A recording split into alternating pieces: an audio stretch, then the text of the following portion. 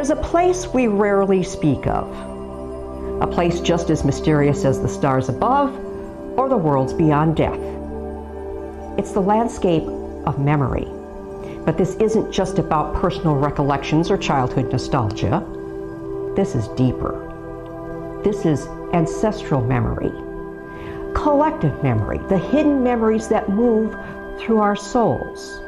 Some call them past lives, some call them archetypes. Some call them the voices of ancestors. And in nearly every culture, there's a belief that memory doesn't only reside in the mind, it lives in the soul and beyond it. Tonight we explore the veil of memory. Are you angel? Are you flame? Are you spirit with no name? Are you memory dressed in flight? Whatever you are, you came from light.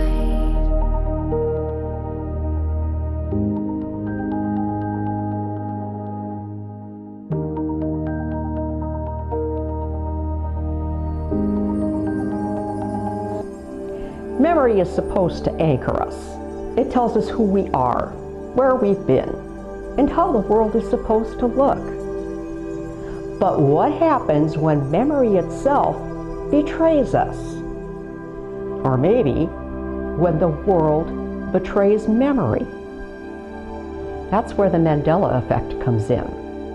The term was coined after thousands of people swore they remembered Nelson Mandela dying in prison in the 1980s, years before he actually passed away in 2013.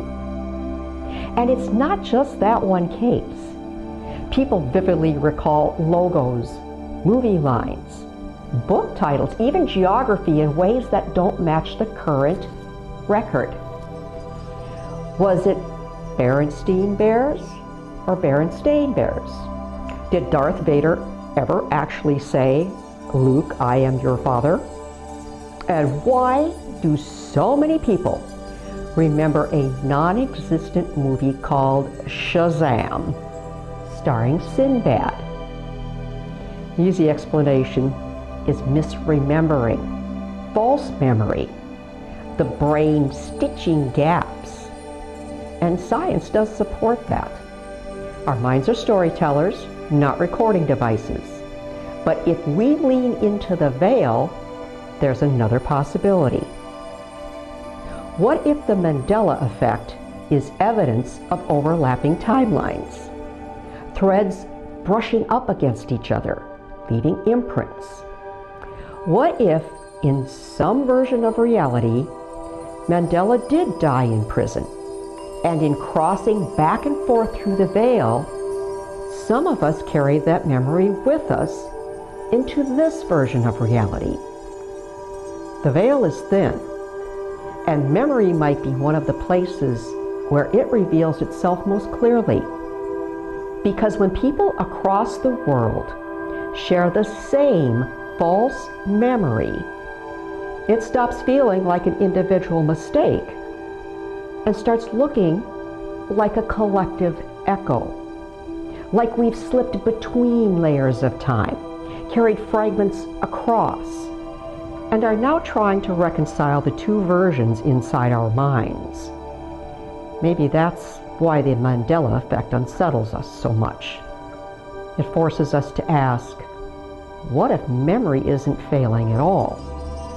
What if it's remembering something real, just not from here? Modern science tells us that memory is stored in the brain. Chemical signals, electrical pathways, patterns. But is that the full story? Some researchers believe memory might exist beyond the physical brain. Phenomena like cellular memory, where organ transplant recipients adopt the tastes, fears, or even memories of their donors, hint at something stranger. And then there are stories of children who recall past lives with eerie accuracy. In the archives of human experience, we find startling consistencies.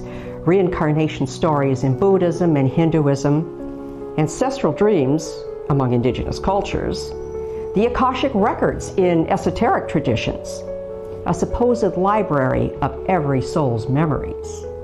And then there's something Carl Jung called the collective unconscious. Jung believed we all inherit symbolic memory, what he called archetypes, patterns that repeat across time, culture, and experience. He wasn't speaking of fairy tales. He was speaking of psychological truths so old they become embedded in our very DNA.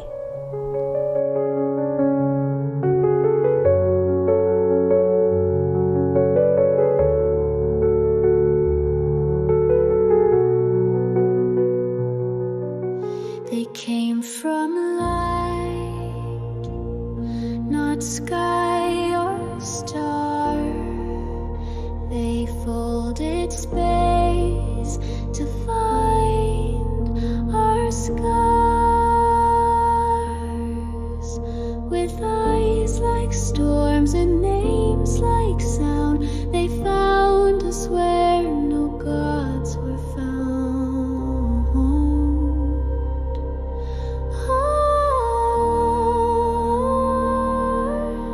Are you angel? Are you flame? Are you spirit with no name? Are you memory dressed in flight? Whatever you are,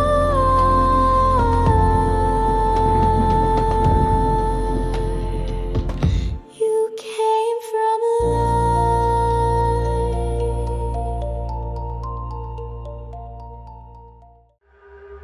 Some memories are hidden in texts that we were never meant to read. Take the Dead Sea Scrolls. Discovered in 1947, these ancient writings revealed alternate versions of biblical history, stories of angelic beings and cosmic wars and hidden wisdom. Or the Ethiopian Bible, one of the oldest and most complete biblical canons on earth. It includes texts like Enoch, which describes journeys into otherworldly realms, interactions with watchers or beings who descended from heaven, and secret knowledge passed to humans. These aren't merely religious tales. They're memories of encounters, of forbidden wisdom, of civilizations that rose and fell before ours. What happens when we read these old memories? Do they awaken something in us? Or do they confirm what we already know deep inside? Michael S. Heiser, one of the foremost scholars on ancient Semitic texts, often said we've been misled about what's hidden in Scripture. He believed the Bible itself is filled with beings we've been told to ignore. And he asked a haunting question.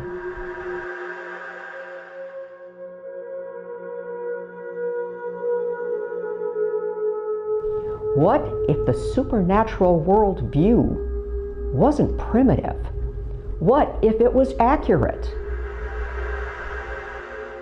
In Native American spiritual traditions, memory doesn't belong to the individual alone.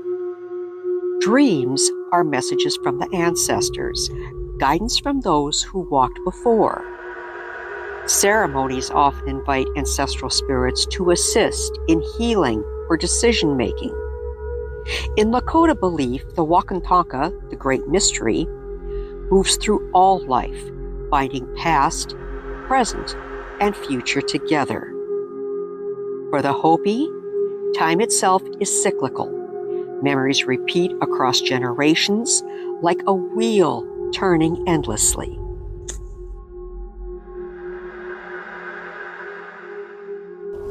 Many ancient cultures shared this view. The Norse believed in Weird, a web of fate connecting all souls where past actions ripple through time. The Greeks had Mnemosyne, the goddess of memory. mother of the muses, because memory births all creation. Romans held sacred the manes, spirits of their ancestors, who remained present in the household. Memory wasn't just personal, it was a spiritual force, both a guide and a burden.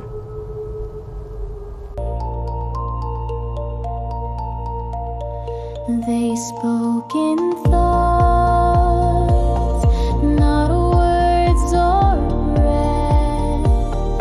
They pulled us past the edge of death.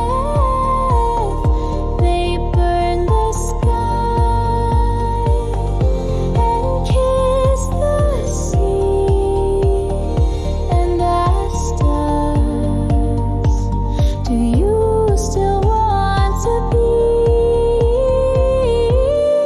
Are you angel? Are you flame? Are you mirror made of pain? Are you prophecy in flight? Whatever you are,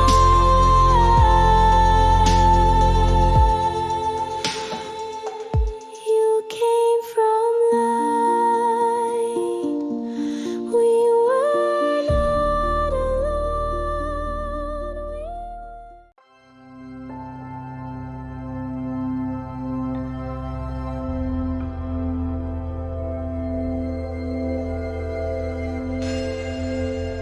But what about the memories we try to forget? Whole civilizations have erased uncomfortable truths. Whole families bury secrets. And individuals? We're masters of forgetting. Yet those memories don't disappear. In psychology, repressed memories often surface in unexpected ways through dreams, triggers, or sudden waves of emotion. Carl Jung called this the shadow, the hidden part of ourselves formed from all we deny, suppress, or refuse to face. He warned that unexamined shadow material doesn't simply fade, it becomes destructive to ourselves, to others, even to entire societies. What if the veil doesn't just hide the mystical? What if it also hides trauma, personal trauma, ancestral trauma, collective trauma? When we talk about ghosts, spirits, and visitations, are we sometimes speaking of the unhealed memories that linger, unseen but powerful? Memories that demand to be acknowledged.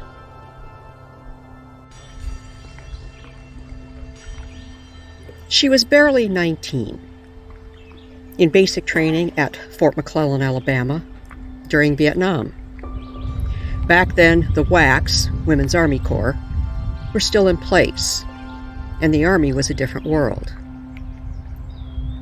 One night, a male drill instructor invited a handful of female recruits to a get-together off post. Nothing fancy, but just a motel address.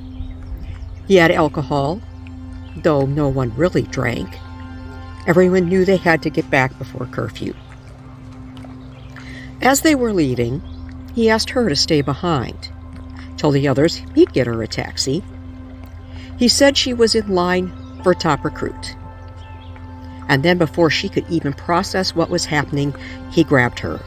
Clothes were off before she realized, and what followed was violent, cruel. His parting words, as he shoved her into a taxi, were a threat. Keep your mouth shut or you'll never see top recruit. You'll be blacklisted for the rest of your military career. It's my word against yours. She couldn't get back to post fast enough. When she did, she went straight to the latrine. There, she was violently ill for 20 minutes, praying she would die. And it didn't end there. When it happened a second time at Fort Benjamin Harrison in Indiana by another member of the cadre, she buried it all, pushed it so deep that it stayed locked away for more than 35 years. That's what trauma can do to memory. It doesn't just blur the edges. It can shut a door entirely, seal it off as though it never happened. But memory doesn't disappear. It waits. And when it finally returns, it can crash back into your life, sudden and harsh, dropping you to your knees. This is where memory and the veil meet. Because what we think is gone, what we think we've hidden away, is never really gone. It lives behind the veil, in silence, until the day it pushes back through. And when it does, it reminds us of the weight we've carried, often without even knowing it.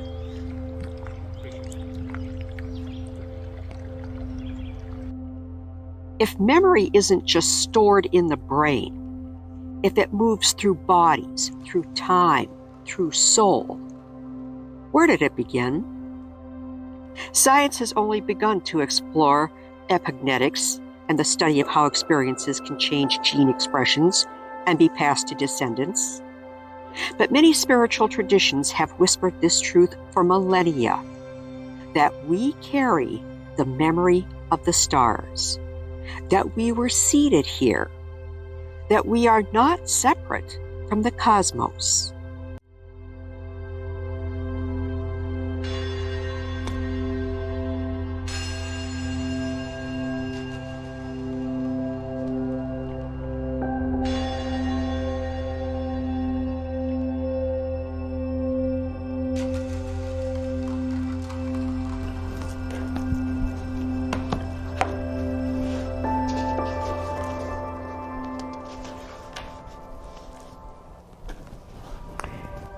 In the Greek mystery schools, it was taught that we came from starlight, that our souls are immortal, but forgetful.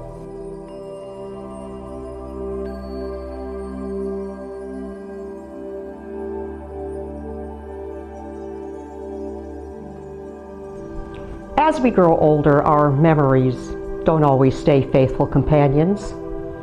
Some fade like photographs left in the sun, colors washing out, details slipping from the frame. Others sharpen into moments we can relive with startling clarity. A smell, a sound, a flash of laughter that feels as vivid as yesterday.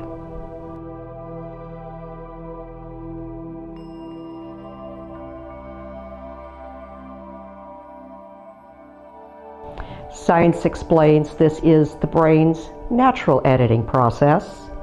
Neurons rewire, stories get rehearsed, and sometimes entire chapters are trimmed away without our permission. But across cultures, there's another way of looking at it. Many believe that memory itself is part of the veil, a shifting, living boundary between what we actually experienced and what we now carry inside of us. When we look back, we're not always accessing raw history. We're entering a space where the mind becomes a storyteller, blending fact with feeling, truth with interpretation, and in that in-between, our past isn't just recalled, it's remade. This is why two people can live through the same event and yet swear by two different truths. It isn't simply forgetfulness, it's the veil at work. The place where memory bends, reshapes, and reveals how fragile our hold on reality truly is.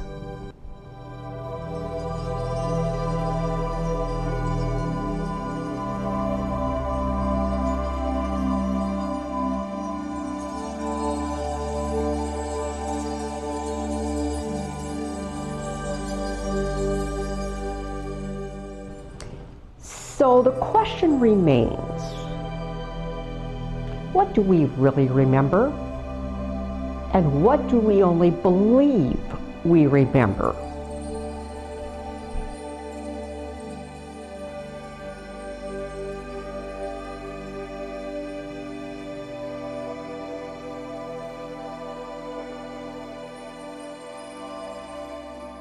To be born is to drink from the river Lethe. That's called the river of forgetfulness. But some drink less than others, and they remember. Perhaps those we call mystics, visionaries, or even madmen. They're simply those who remember too much. And maybe you do too. They came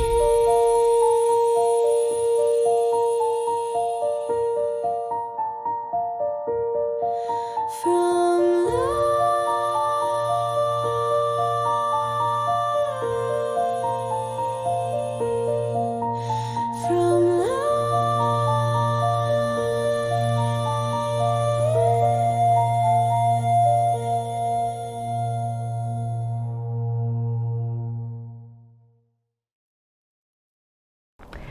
Memory isn't always kind. It can wound and it can frighten, but it can also liberate. The veil of memory isn't here to trap us. It's here to remind us that we've been here before. We've crossed this threshold before, and we will again. In the next episode, we'll explore the veil of contact. What happens when those on the other side reach back? Until then, don't be afraid to remember, even what you were taught to forget.